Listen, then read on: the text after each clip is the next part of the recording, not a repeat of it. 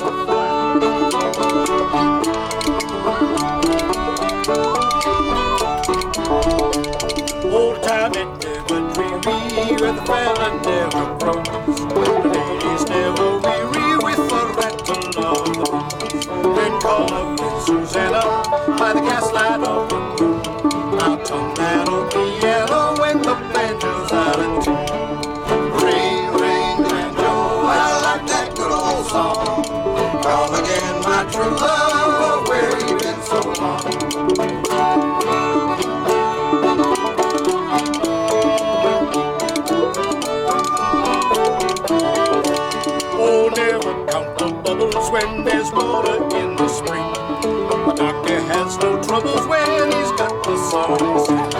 All beauty's a creation will never lose its charm. When I run out of plantation with my true love on my arm. Ring, ring the banjo, I like that good old song. Come again, my true love, where you been so long?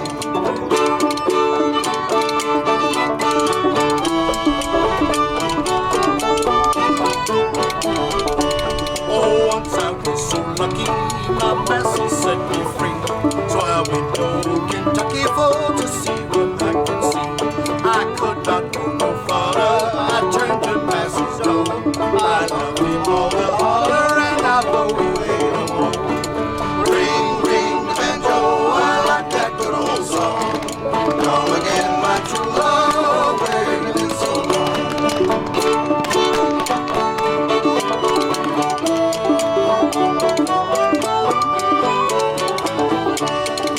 Early in the morning of a lovely summer day, my master sent me warning that he'd like to hear me play. On the banjo I was tapping, I caught with close string. The master thought of napping and he'll never wake again. Ring, ring the banjo, I like that good old song. Come again, my true love, where you been so long? Take it, boy.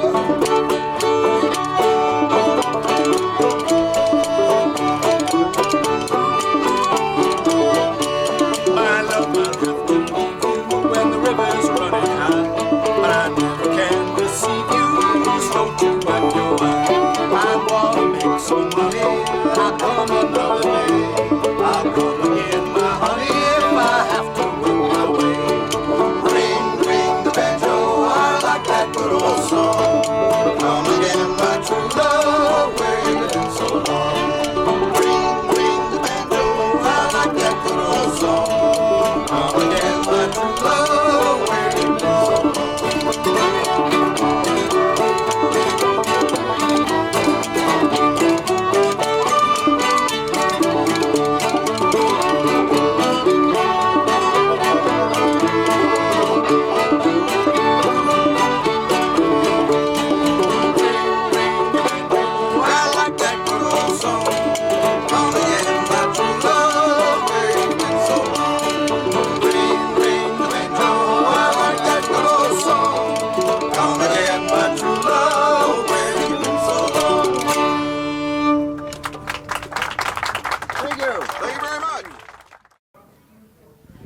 My name is Mike Sipes, and I'm portraying Major General Jubal Anderson Early, 2nd Corps Division Commander here at the Battle of Gettysburg.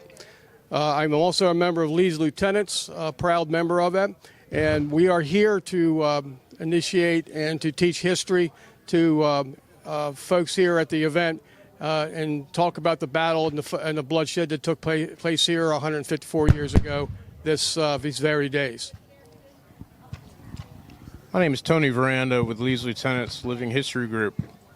I portray Brigadier General Johnson Pettigrew from the great state of North Carolina. I'm here July 2nd to honor the Confederate soldiers, the officers who fought so valiantly and bravely here at Gettysburg. I'm also here to honor the great state of North Carolina. 1 out of 4 Confederate casualties was from North Carolina. I hope everyone just takes a moment of time to think about southern states, the Confederate cause, and the war itself and how tragic and bad it was, and the percentage of young, brave men on both sides who lost their lives in 4 horrible years of this war. I am David Walker, who I portray President Jefferson Davis. I am here to honor those who served and are still serving, and to educate the public on the Southern cause and the war itself. There's too many preconceived notions that all Southerners thought this way and all Northerners thought that way, and that's totally untrue. Dave Meiske from Buena Vista, Virginia. I am portraying William Extra Billy Smith, who is a brigadier general and governor-elect here, and we are here to honor these men, both North and South. My ancestry actually is not Southern, and I had a number of cousins 3, 4 or 5 generations back who were here. One is over in the National Cemetery from the 1st Pennsylvania Reserves. Several were with the 17th Pennsylvania Cavalry.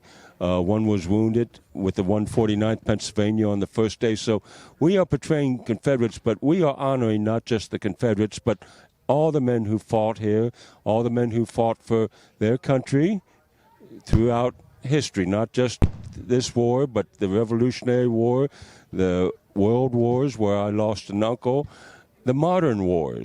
So we wish to honor them for their sacrifice and their service.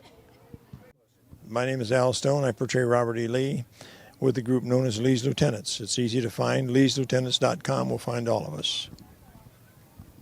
My name is Rosemary Thoburn. I portray Captain Sally Tompkins, the only woman officially commissioned in the Confederate Army. My name is David Trimble. I portray my ancestor, Isaac Trimble, Major General in the 2nd Corps of the Army in Northern Virginia. Sir? I'll pass it over here to this side, you guys here.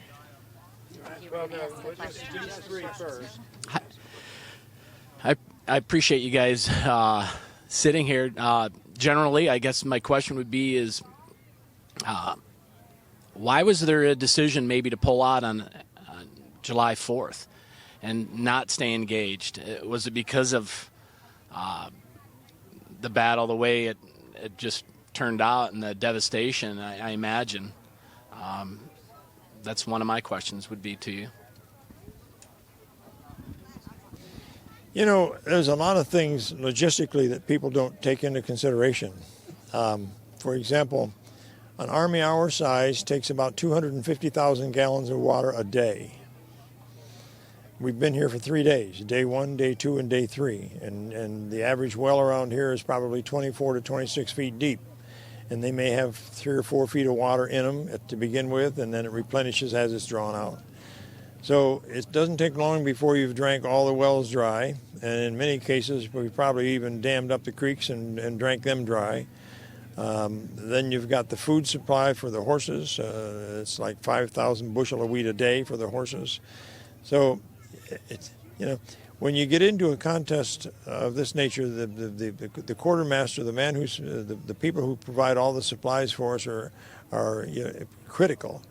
And at this point, we're in a strange land where we had hoped we would be able to navigate without any problems. Unfortunately, we've been saddled with a rather large battle right here, and we're unable to move. And so, without supplies, how do we continue to water? How do we continue to feed?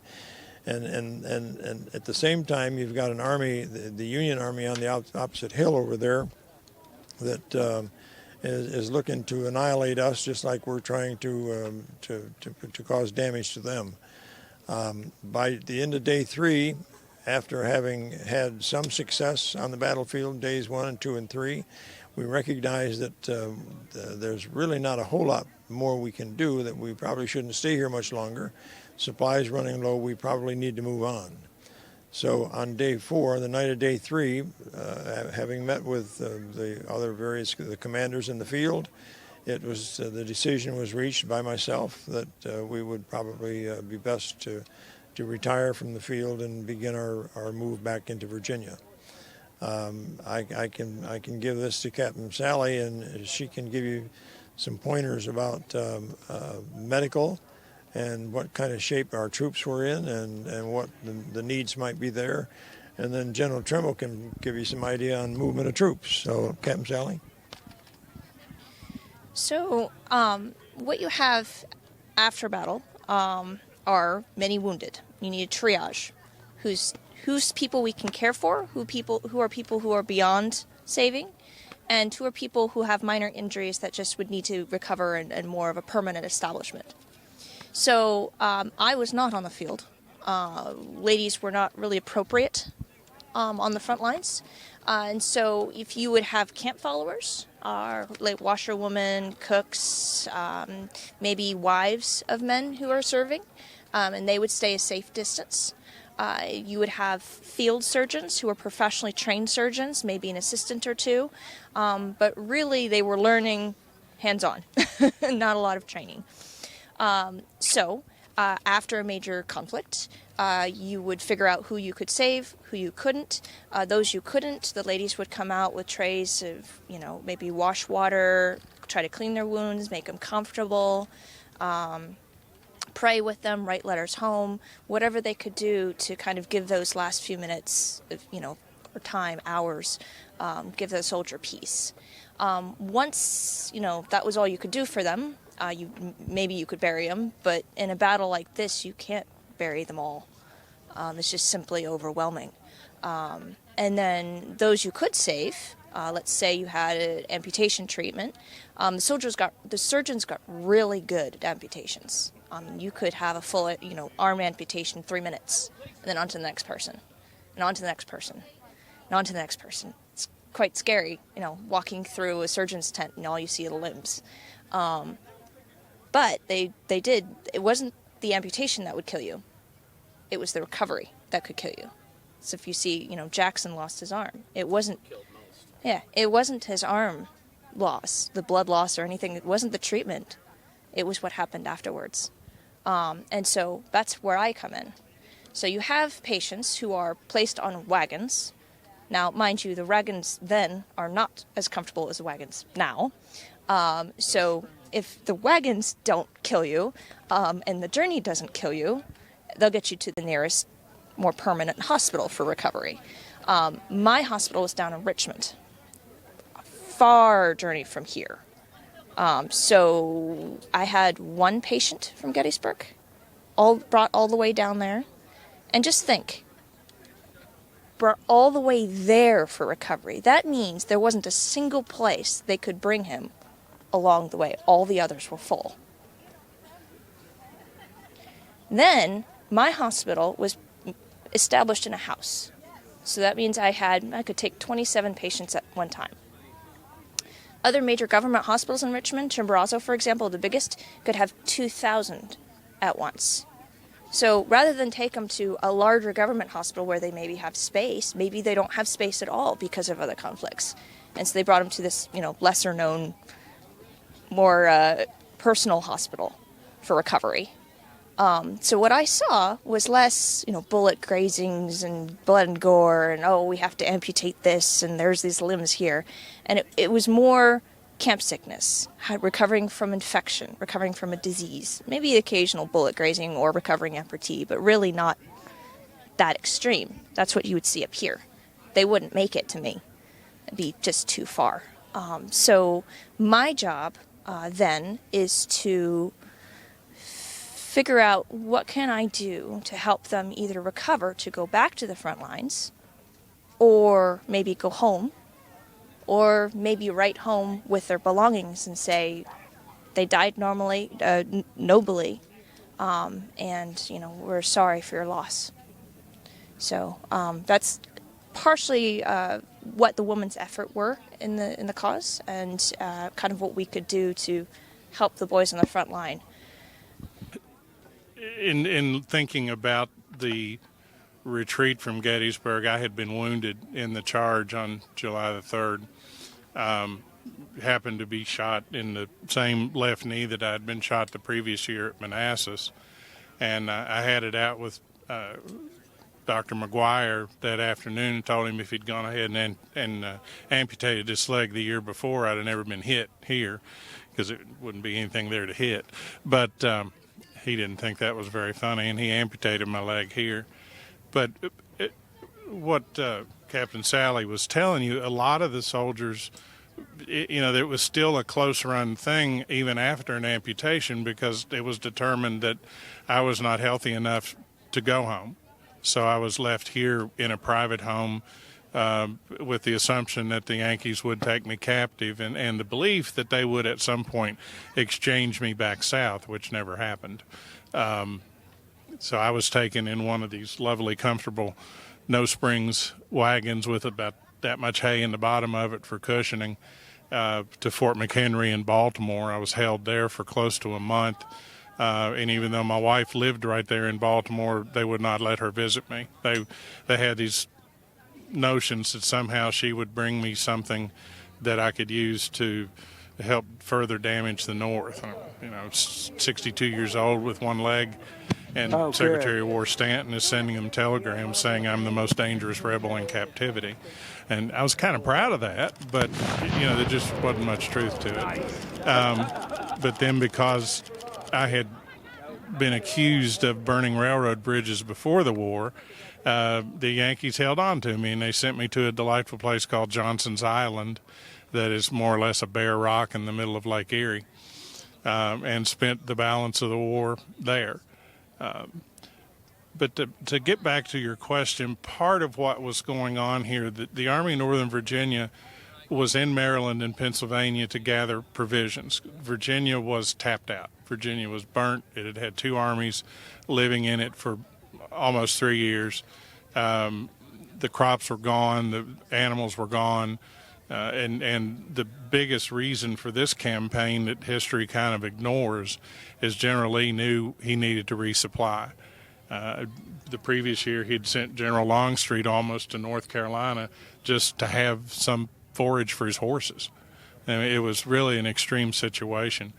And so if we don't get home with that, then this whole exercise was pointless. And so the one of the wagon trains that I'm familiar with was over 14 miles long. Think of 2 points around here that that are 14 miles apart. And then, as wagon trains entering one town, the tail of it's still in the previous town. And we were able to gather, you name it. I mean, cattle, sheep, pigs, saddles, boots, clothing, anything an army might need, we were able to gather because Pennsylvania was largely untouched by the war and, magnificent agricultural country. We had to get that home. And really, regardless of the outcome of the battle, getting all of those supplies home was really the larger point, because without that, the food and supplies, this war doesn't last another year and a half, 2 years like it did. And so some people say, well, maybe General Lee lost the battle, but he won the campaign. And that's very true, because we were able to get those things home. We were able to get a very large number of our wounded home and get them to hospitals like Captain Sally's where they could recuperate. And to be able to go into enemy territory, fight a battle as we did, and still come out of it with something positive, which we did, was a tremendous accomplishment. And if we think too much about losing the battle, we kind of miss, really, in my mind, the bigger point of why we were here. And I would just add to that the supplies that General Trimble was just talking about, we used the last of those supplies in the spring of 1864. So you're talking 9 months worth of supplies that was able, and I mentioned earlier about the grain and water, and it's one of the reasons that we took the Army of Northern Virginia and broke it into 3 corps was it's easier to move 3 smaller segments than it is to move 2 large bodies of men. You can't move them all on the same path as you're going north. You have to take alternate routes because there's not enough water. The roads aren't big enough to accommodate 25,000 men. They can just barely accommodate 25,000 men in one corps.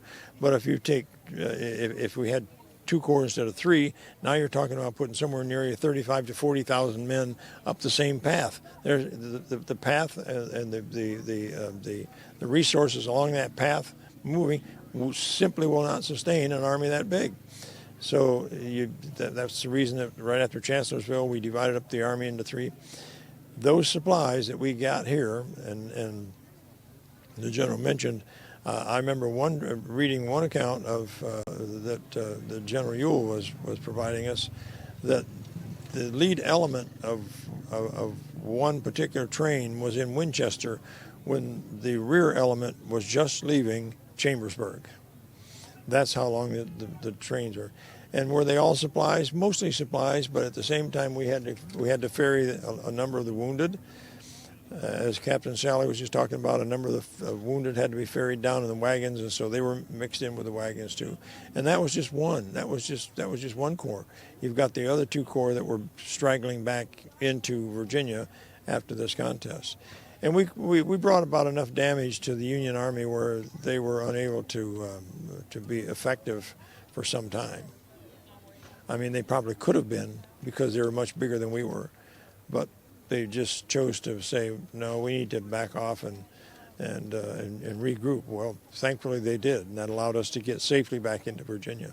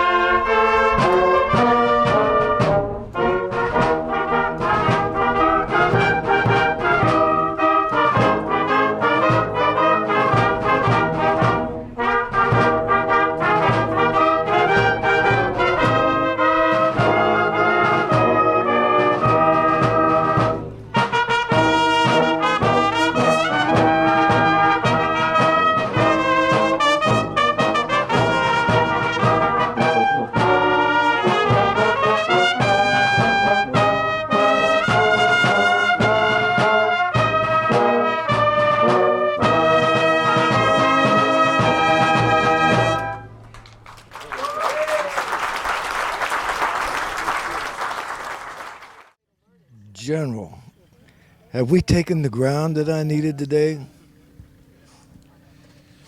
We managed to take the peach orchard and the wheat field and Devil's Den. We were unable to take the Rocky Hill and the ground behind it. It seemed so close so many times. It seemed like sometimes the attacks were not totally coordinated. The little round hill at the bottom, we needed a slow attack on that straight on. Mostly a demonstration. Our main objective, of course, is the hill at the other end, General. But Barksdale, his men did an excellent job in the middle. He nearly broke that line. Had he broken that line, this half of the Union line would have had to run all the way to Maryland, you understand? So, how about General Hood? How is General Hood? General Hood may lose an arm. General Law took over, and he did a fine job. General Barksdale is down and feared to be mortally wounded. Yes, I've heard that. General McLaws, according to our scout, I found out early that General Sickles moved way ahead where he was supposed to, which left the rocky ground open, or the rocky ledge open. Tell General McLaws that he does deserve credit. He ran him down pretty quick, and I was counting on that. Yes. And Barksdale's men deserve a lot of credit. They nearly broke that line. In fact, if General Hancock wouldn't have seen that and patched that hole, I think right now things would be altogether different, General. What do you think? Yes, sir, I do agree. I do agree that McLaws's men, definitely all of his brigades, deserve highly recognition today. Sims and Wolford both led outstanding attacks. Like I said, they took the wheat field and that peach orchard and pushed through. They just couldn't get that height. If it wasn't for Hancock, we would have had that. We would have taken all the way up top of the hill. He is the man that I fear the most here.